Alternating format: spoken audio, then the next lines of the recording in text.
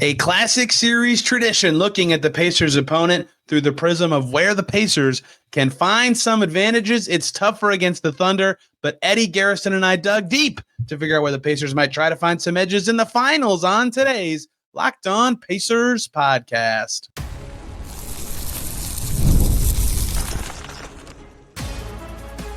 You are Locked On Pacers, your daily Indiana Pacers podcast. Part of the Locked On Podcast Network, your team every day.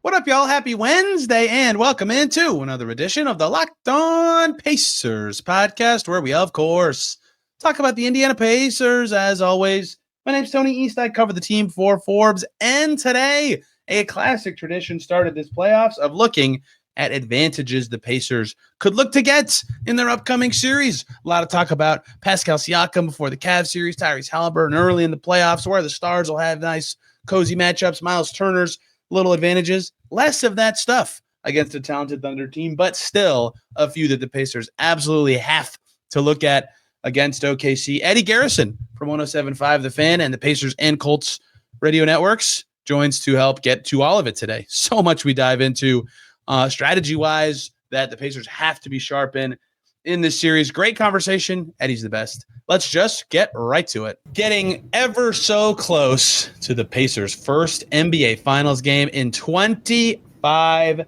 years. The mighty Thunder await the Pacers. You heard me yesterday with Rylan Stiles previewing the series today, as is tradition, as I've done for every round of this playoffs, which means this is the fourth time this year looking at the advantages the Pacers could use or find in their series. Admittedly, a little harder to find them this time, which speaks a lot to the Thunder and their talent and their defense. And I can't do it alone. I need somebody else who knows the Pacers inside and out. You know him from 107.5 The Fan and the Pacers Radio Network and the Fever Radio Network and Colts Corner. I think I got it all. It's Eddie Garrison. Eddie, hello. To you, the radio czar who has pets that may speak up and want to voice their opinions on this. And one of our internets is bad. It's mine. How are you, sir? I'm doing fantastic. Thank you, Tony, for having me on. I know there are more qualified people to be on your podcast right around this time with more, insight than myself, but I'm glad you asked me to come on. Eddie, I always trust your opinions. I would not have you on if I did not trust your opinions. Take that to heart. Glad someone won't lose mine. Eddie, you're 27? 26? Turned 27 in September, yeah. Okay, so you were 2 the last time the Pacers reached the stage, which is why it's so important that they take as much advantage of this opportunity as they can, and that is exactly what we're talking about today. The Thunder have the best relative defensive rating of any team in a very long time compared to the rest of the league. Their defense is very good. Most of these series so far, in this episode I talked about, who's going to guard Tyrese? He might have a good matchup in this series, or, Pascal Siakam seems like he could be guarded by someone too small or too thin, or, hey, Myles Turner's going to be able to stretch the floor against this pretty immobile big. It always felt like there was a hole in the other team's defense for the Pacers to exploit, and they generally done a good job of that. And I do see one I want to get to here, but that was not as easy to do in this exercise. So I will punt to you first. Eddie, you get the ball on the 20. Give me the first advantage you can see for the Pacers in this series.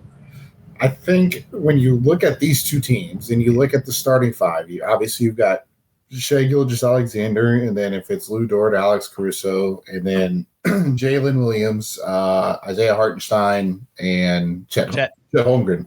So their primary 6 right there. There's only like 2 of them, J-Dub and SGA, that initiate the offense. Like they're going to bring the ball to court, or they're going to initiate whatever actions they want to get into or whatever set they want to run. Whereas when you look at Indiana, they want to play the random style that you've talked about throughout the course of the last 3 years, ever since they acquired Tyrese Haliburton, and pretty much the last month or two, ever since everyone's been, watching the Pacers in the playoffs. And I think with that kind of ability that they have, where it could be Andrew Nembhard, where it could be Tyrese, where it could be Pascal, or it could be TJ McConnell, where it could be Bennedict, Mathurin, whomever. Initiating the offense gives them such an advantage, just because you don't know which guy is going to be bringing up the court, which one's going to get them in whatever action they want to get to. And it allows them, the Pacers, from a defensive perspective, when you look at Oklahoma City, to evaluate what they're trying to do and try to counter it before, as you're pushing the ball up the court. And I think that's the other part of it too. Like with all those guys that want to initiate offense for Indiana, Oklahoma City will let them push the ball up the court because Oklahoma City is willing to play at the speed at which the Pacers are. So that's kind of like the first thing that stands out to me. What do you think? Yeah, more creators is a good way to put that. Now, here's the thing. Shea can handle it at like any volume, right? He won MVP for a reason. He's a beast. J-Dub has had an up and down playoffs. So let's start with this. Any Thunder listeners, the Thunder are incredibly good on offense. I am not saying what I'm about to say that they are a bad offense, that they'll not be able to score it all in the series or anything like that. I do remember because Wes Goldberg and I did Locked On NBA the night that the Thunder eliminated the Grizzlies. They swept Memphis, and we were both like, yeah, they played good, but like their half-court offense was kind of like, a lot of that series, right? They had a miracle comeback in Game 3. Game 4 they had a couple rocky games, right? They won. Their defense is incredible. Best thing left in the playoffs. And then they played Denver, and they won that series too, but at times I felt the same way. So if the Pacers can handle like the most important thing, task line item number 1 for them every game, which is not turn the ball over, and the game becomes half-court-ish, half-court adjacent, because I agree with you that the pace advantage the Pacers typically have will be neutralized to some extent, not completely, but some extent in the series. If it's a half-court game, having more initiators will be very important. Having ways to score on every trip will be even more massive than it would have been in other series where it's just like, yep, run fast, doesn't matter who's bringing it up.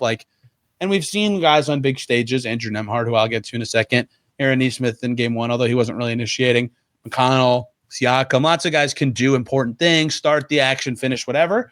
I do think that will matter and be an advantage for the Pacers if they can take care of the ball, which is obviously like one of the most important things to happen. The Timberwolves, every game, we're like, hey, we got to take care of the ball better. And they never did. They never did the entire series.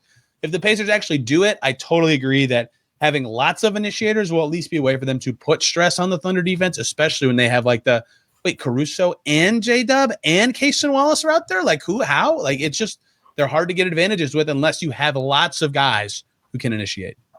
Yeah. And then from like you just talked about turning the ball over from the Indiana perspective, like I think it's Caitlin Cooper who hits on this like frequently. Yes.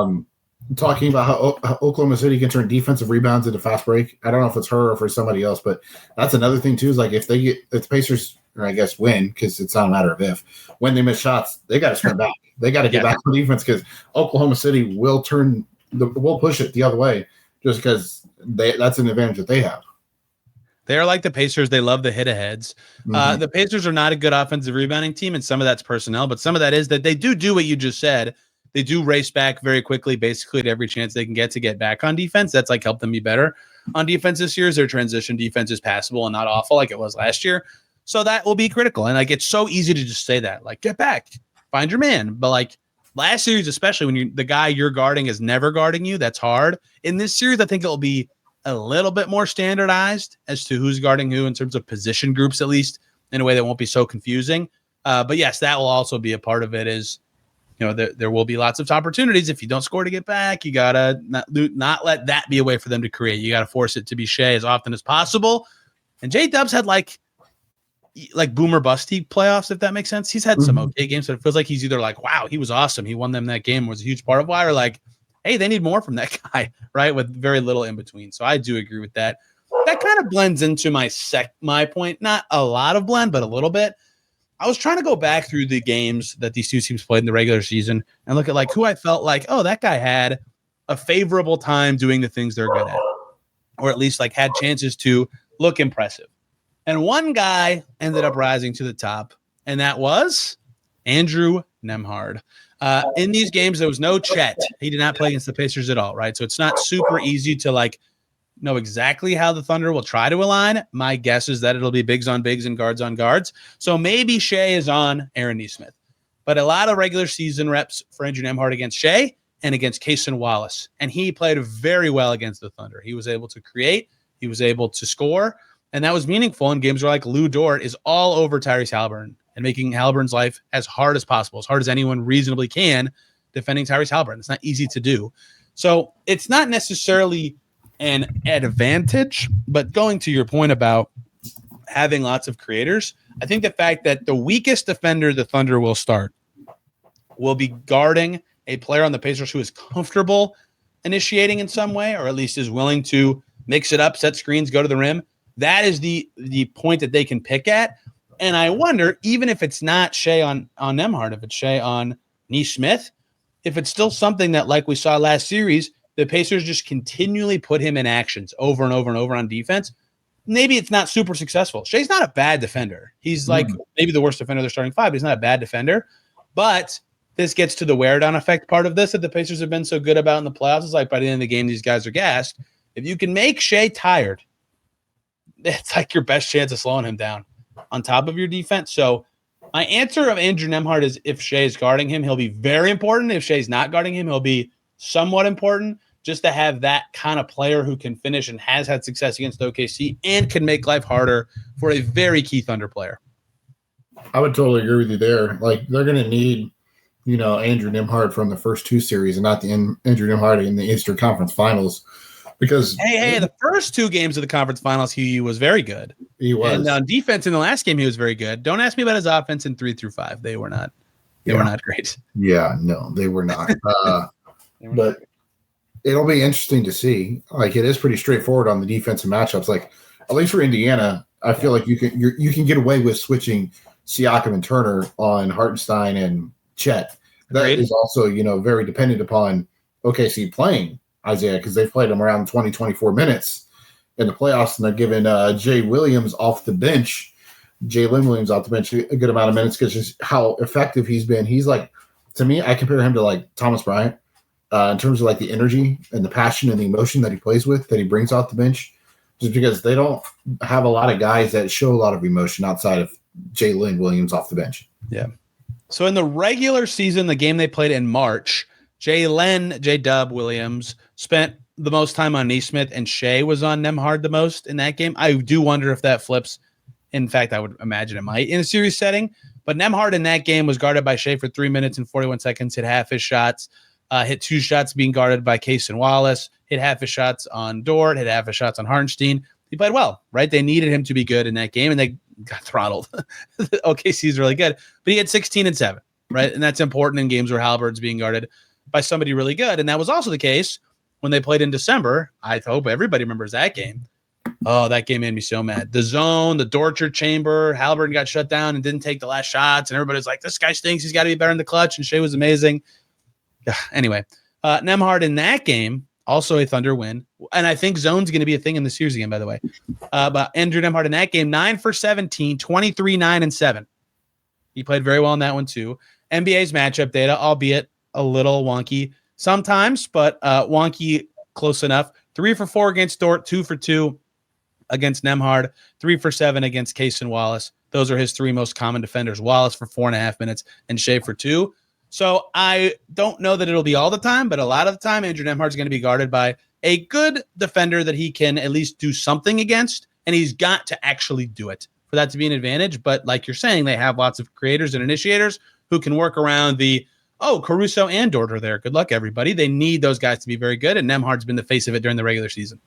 By the way, you said Nembhard was like 2 for 2 against Nembhard. Would Nembhard actually score twice on himself? Did I say that? I'm so sorry. Who did I wonder who I meant to say. That is hilarious. We might find out next year, right? With Ryan. Ryan's coming. That's right. I've heard a lot of people. Oh, that was Shea. He was 2 for 2 against Shea. I wonder where Ryan Nembhard will get drafted because like a lot of mocks have him low, but there's always the thing of like, oh, this guy's NBA brother's good. And teams just like think that he'll be that guy and pick him. So maybe he'll get picked. My college basketball knowledge. Everybody, quick break to talk about Betterhelp. This show is sponsored by Betterhelp. Let's talk about something that doesn't get talked about enough, men's mental health. There's this pressure to always keep it together, perform, provide, and never show weakness. But the truth is, real strength comes from opening up and taking care of your mental well-being. Every year, 6 million men in the U.S. experience depression, and many go undiagnosed. But talking to someone, a friend, a loved one, or therapists can make a huge difference. And therapy is not just for crisis moments. It's great for learning how to set boundaries, build coping tools, and be the best version of yourself. With over 35,000 licensed therapy professionals, BetterHelp makes it easy to find one. You can connect from anywhere, switch anytime, and fit sessions into your schedule with just one click. As the largest online therapy provider in the world, BetterHelp can provide access to mental health professionals with a diverse variety of expertise. So talk it out with BetterHelp. Our listeners get 10% off their first month at betterhelp.com/LockedOnNBA. How about that? That's BetterHelp, HELP.com/LockedOnNBA. So I think our first 2 points were relatively interconnected. You were up next, Eddie Garrison. Where are we going now? I think when you look at the benches for Indiana and Oklahoma City, like Oklahoma City has a lot of depth, Yes, but they don't often get a lot of production from their depth unless it's like, there's like a nice 3 to 4 minute stretch. Like Wiggins could get hot. Like if he's one of those dudes that is a streaky shooter. Same for Isaiah Joe, but his minutes have fluctuated so far up and down this playoffs. I haven't watched a ton of Oklahoma City as much as I would like, but I feel like when I watch them, I don't feel the depth of their bench as much as I do when I watch the Pacers, because there's oftentimes a combination of Chet and SGA, or Jalen Williams and Chet, or Jalen Williams and SGA. Like they feel like they always have two of those guys on the floor at all times, and rarely do you see, like Indiana, for example, they'll put Pascal in there, but they'll have Obi, they'll have Thomas, they'll have McConnell, and maybe Mathurin out there. So like they're going one starter and 4 bench guys, and you can feel the presence of all those. And I think with McConnell specifically, if he can maintain the pace like he has for the most of the season, as the secondary point guard, I think that'll wear down as the wear down effect as you talk about, Tony, and the Pacers have talked about for so long this postseason run. I think that could come into effect just because when McConnell's in there, I think they play even faster, personally, when you watch him, because he's always looking to run the ball up the court, and I think that could be another advantage that they have. Shea was plus 17 in a 21-point win in Game 2 of Pacers Thunder this season, and he was plus 10 in a 6-point win the first time, which is to say the Thunder starters are awesome, and they're awesome as a group, right? They fit very well, and like you said with Caruso, they kind of have 6 starters. They have a 6th guy who can come in with that group and look great at any time. He can come in for a variety of different players, one of the bigs, one of the wings, and it still makes sense. When I'm over-explaining this, everybody gets it, to say I 100% agree with you. They have to win the non-Shea minutes, and that doesn't mean that doesn't mean just bench minutes. That means every minute he's out, even if it's like 3 starters versus 3 starters. But I just talked about this in the Knicks series. Siakam, 1 other starter, and 3 bench players played a lot of minutes, and they were +1. And that's a big thing for the Pacers to win those minutes, especially against the Knicks, because the Knicks don't play their bench very much. A lot of those groups are going against mostly Knicks starters, or like a majority of the guys on the floor are New York starters. Yeah, the Thunder are going to play a lot of Isaiah Joe, maybe not a lot, a good amount of Isaiah Joe. His minutes have kind of been up and down in the playoffs because his defense is not very good. Jay Will, their other center, he's going to play a lot. Aaron Wiggins plays. Like they have really, really good top 8, top 9, whatever you want to say. They're just an awesome team, right? And Casey Myles will play off the bench, obviously. He's a 7th guy. They just have endless defenders and good players. So you have to be keeping up when they have their lesser creators on the floor and when they go to their bench at all. Because I think what you said correctly is their bench is, even if it's talented, it doesn't score that much, right? If you go back to regular season games these teams have played, I keep rambling, Eddie, I'm so sorry. The December one, Isaiah Joe off the bench, 5 points, Jay Will 3, Kenrich Williams 9, AJ Mitchell 9, and Aaron Wiggins 2, Dylan Jones 1. That's it. That's all their bench scoring that whole game. I can't do math very quickly. The second game, they played Kenrich Williams 10, Caruso 6, Brandon Carlson 4, Dylan Jones 2, Adam Flagler 0. They had a great Isaiah Joe game that night. He was 5 for 7 from 3 for 19 points, and they got smoked that time. If they limited him, it would have been closer. It's important that those guys don't get going, 1, and 2, that the Pacers do what you say. Keep the pace, specifically play fast. Obi Toppin barely played in the first game because it was a heavy zone game. He's got to play a lot. They've got to be able to keep up, and I think having their bench be a weapon like it was in the last series is going to be extremely important in doing so. I think when you look at X factors too, for both of these teams, on the Indiana side, it's got to be the Mathurin that we have seen in Games 5 and Game 6, and I think it needs to be the Toppin that we saw in Game 6, certainly. Like, just because those guys bring 2 different things that I think that Oklahoma City will have problems with, because as great as Oklahoma City is defensively, outside of Chet, if he's not on the floor, they don't have a rim protector, in my opinion. Like, I think Jalen Williams is a very, very good post defender, but I don't think he's a very good rim protector. So if you can get Obi on a backdoor cut and you pull Jay Williams on the other side, I think it's only going to be a lot easier for Obi Toppin be able to score at the basket, and that presence of him, has the backdoor cut. It's going to open up him as a 3-point shooter, and hopefully he can start making a few more. Because I feel like as of late he's really struggled. I'm a big Hartenstein guy. He's good at a lot of stuff on defense. His rebounding was huge, and flashbacks to last year. Knicks Pacers. Damn push shots. Those push shot floaters, man. They're so goofy. They go in. They don't look that weird. It's a lefty taking a shot that not that many players take. So it's like, what was that? Oh, it went in again. Like, it's just funky, man. He's like, they have an interesting front court when it comes to defense. I agree with you on both those bench players, and I agree with you too because of different things. If pace becomes really important, there's so many games where I feel like even when he's not playing well, when Toppin is like moving at his absolute best, like just gazelle-like movement, defenses are like, whoa, wait, where are we going? What are we doing? Like, this guy can set a screen and make a three at any time, and like he actually makes big men come out and move. And his defense is not particularly good, but that adds juice to the game in a way that matters for the Pacers in a game that's slow paced. Like there's a lot of games where when I feel like they play slow, the game ends up somewhere in my notes says like I'd put in Toppin here, like they should try to get Obi on the floor, and like there's a lineup, like early fourth, early second when Siakam is done with his bench stint before he comes back in, where it's usually Obi and the starters. And I'm like, oh, that looks good. Like they should try to keep that going and roll with that.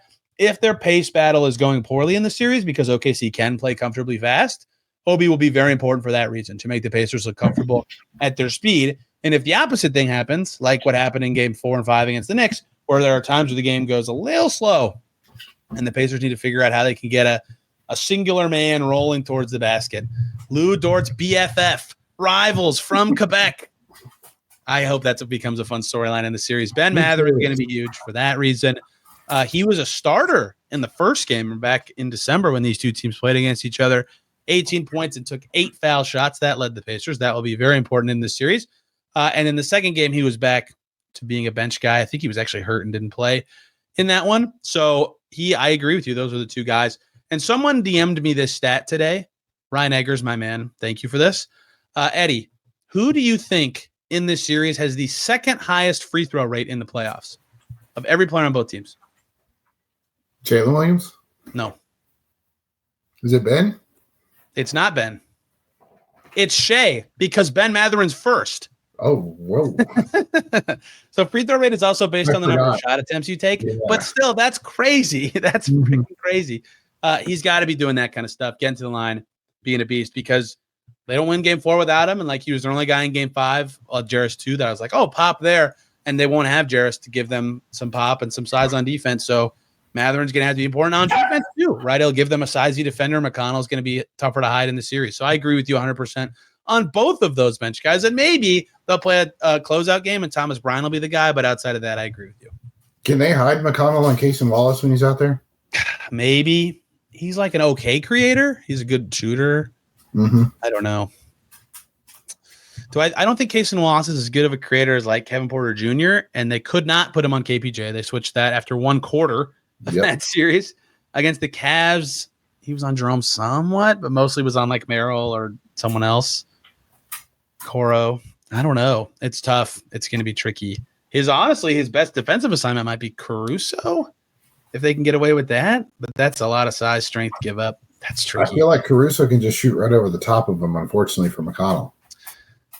I think that's true. I also think if I'm the Pacers, Alex Caruso is very good. There's going to be a lot of games I'm like, dang, he changed the game.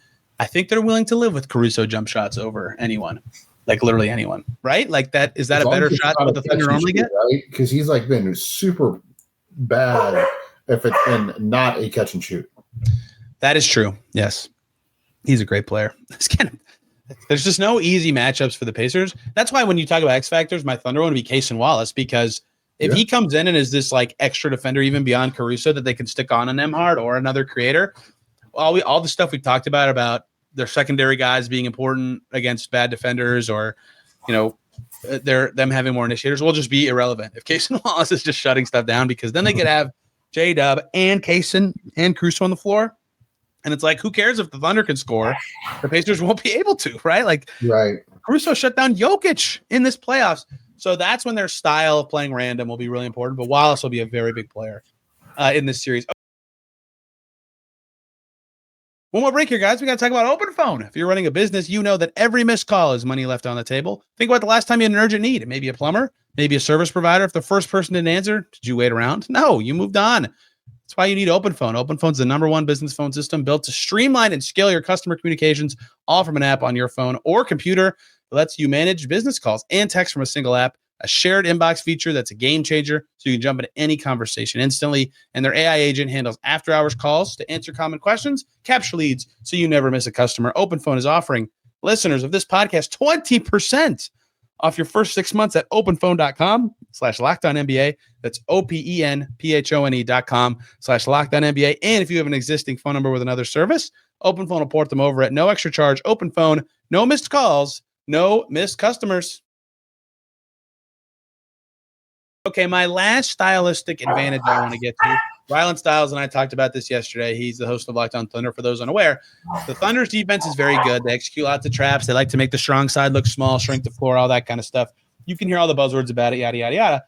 That does lead to a particular shot being more available to teams. The corner three. Woo-wee, the corner three. The Pacers are taking 9.2 per game in the playoffs. The opponents, the Nuggets have taken over 10. The Timberwolves have taken over 11, right? It's been a popular shot for teams that they've played. There got to be money from the corners in this series. The Thomas Bryant shot, as it's now coined after Game 6 of Pacers-Knicks, but whoever's there, Neesmith's going to have a lot of them, right? Nembhard's going to get some chances in those corners. Think about Ben Shepherd, especially with Jarris out, in those corners. Those shots are going to be there at a little more than typical rate for the Pacers. In the playoffs, they've been money from the corners, 46.9%, the best of any team. They have to keep that up at the volume they're going to get them, because that is their best chance of tilting the Thunder defense a little bit, is they have the creators to hit those passes to those corners. They got to make the shots and punish the Thunder in those cases. Yeah, that's in large part because of the zone defense, right? They do a lot of zones too, yes.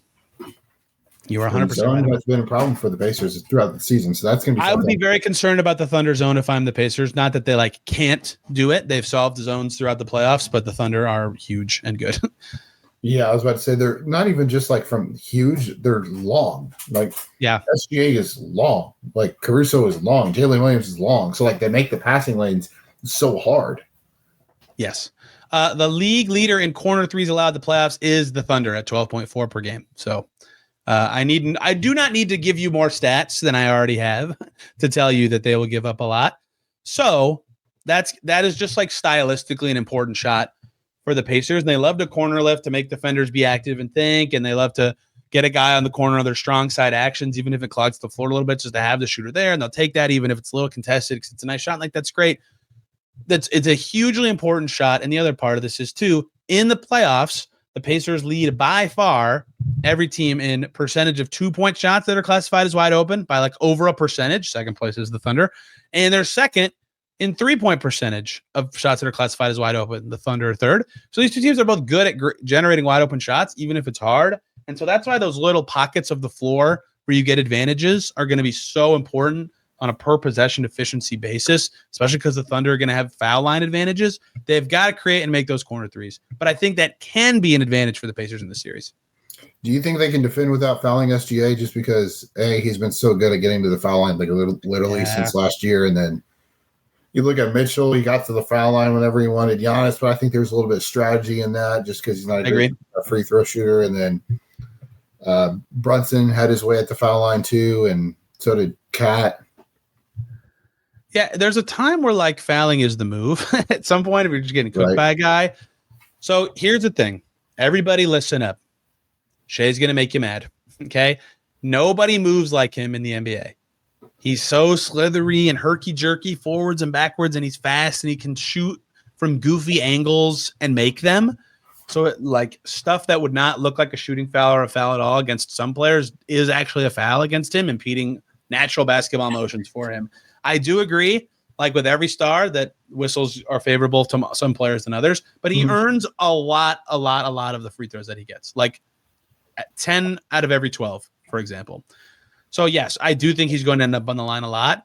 And that's not because the Pacers are going to be like doing something wrong. It's just because he's so good that it's impossible to defend him without fouling every so often. And there's going to be a lot of possessions where it's like you foul him now or you let him take his scooping layup that goes in 85% of the time, and you just rather have him take free throws anyway. Right. I know you're a much, much better X's and O's guy than I am because I disagree, but continue. You watch more, you're able to watch more closely than I am and get up and close, and you get to talk to the players and the coaches about stuff that I unfortunately don't get the ability to. So do you think they have the ability? Because I know Shea highlighted this, I think, when people have asked him about, being a free throw merchant or whatever, of like he leads the league in drives. So like if you're going to lead the league in drives, you're going to lead the league probably in free throws just because you're driving to the rim where there's a lot of, traffic as it is, and you're going to generate a lot of contact.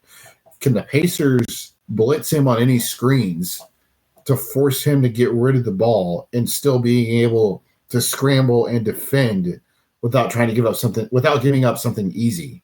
That's worth a shot, certainly, especially if he's just torching them, right? And they've built their team in such a way that makes it like you don't want to start like that, right? Like J-Dub can crack your 4-on-3, and as the Pacers saw last year, like if it's Isaiah Hartenstein setting the screen and he can turn and face in the short roll, he can pass from there, right? Or like he can do stuff from there. Chet's an awesome shooter for his size. They have other guys who are good at that kind of stuff. So the reason is you don't want to do that isn't because it's worse against Shea. It's because the other guys are good, right? So it's just kind of a pick your poison thing. But like he scored 45 in that first game they played in December. Like in that game, you're like, yeah, you got to trap him, right? You got to force him to C2 and not be able to drive. And you can do that Donovan Mitchell move where he just like powers through a double sometimes and it doesn't do anything. But you got it. That would be something I'd be willing to try as the Pacers, because look, the Thunder have an awesome roster. I say this with every caveat in the world that this could bite the Pacers in the butt, but like there's a lot of guys in Thunder that like you're willing to live with them shooting, if that makes sense, even though they're good players. So perhaps that is the way to go if you're trying to, especially if you're trying to keep them out the free throw line. Yeah, I'd agree with you. Tough. They're a good team, Eddie Garrison. I think we found some ways to poke holes in the mighty Thunder. The ever optimistic fan, I would tell you this: the Timberwolves found a way to score on them at least with some regularity to close that series last round. Even though that defense is really good, maybe there's something in the blueprint there. Maybe not. The Thunder are amazing. I can't wait. This episode's coming out Wednesday, Eddie. I didn't tell you that. So tomorrow is game one. We'll be previewing that by myself after Media Day in OKC for the finals, the NBA finals that the Indiana Pacers are playing in. Let me repeat that. The game one of the NBA finals that the Indiana Pacers will be playing in. It's going to be awesome. I can't wait. I can't believe they're this far. Eddie, thank you so much for joining me today. Where can people find you and the things that you do involving every Indiana sports team, but a lot of the basketball teams? You can find me on Twitter or X at Eddie Garrison _. Tony, one final thing here. Yes. This is something you and I were talking about leading up to the pod, just because I noticed it, like especially early in the playoffs with Oklahoma City, the clutch minutes. Oh, yes. Factor sorry, I forgot to get you to this. Go ahead. Because Oklahoma City doesn't have a lot of clutch minutes just because they were so damn good during the regular season. So they were very new to the whole aspect of having to play a close game late in the playoffs. And obviously it allowed Denver to steal 2 games. Yeah, and the Pacers have been ungodly in the clutch. Unbelievable. I just combined unbelievable and godly and said ungodly, which made no sense. They've been so absurdly good in the clutch. They have 1 clutch loss, and they were tied with 97 seconds to go in that game in the playoffs. That's been their blueprint in the playoffs. They shot their worst 3-point game ever of the year in that game, too. They did. Steal some road games, have 1 win every series. It's just like, how the hell did they do that? Is that even possible? And then they win, and that's how it goes. Can they do it again? Clutch time will be very important. The Pacers certainly have been good. I think Riley made a good point yesterday. Yes, the Pacers have lots of great clutch numbers, and they're very good. Thunder also have Shea. I think having really good players in clutch time is important. But Eddie told me we were looking up the Thunder clutch stats before we started recording. I thought it was a typo that the Thunder played 66 total clutch minutes in the regular season. That is just bananas. You said Eddie Garrison X, and then you started rolling on don't forget the underscore. I'm so sorry. Some bum named Eddie Garrison's out there stealing your identity. I know, right? It's very Tony East and Tony _East are both taken by the same person. What? I know. It's unbelievable. And he uses both accounts so they don't shut him down. Middle initial is. Yeah, your dog is right. It's crap. It's stupid. That's where you can find me on Twitter and Blue Skies at Tony R. East. This podcast has a Twitter account. It's at Locked On Pacers and an Instagram feed where you can find one short video a day from this episode, including one from this one. Thank you all so much for listening today. Tomorrow is the Game 1 preview. Friday is the finals Game 1 breakdown episode. I can't wait. I can't believe it's here. Thank you all for listening. See ya very soon.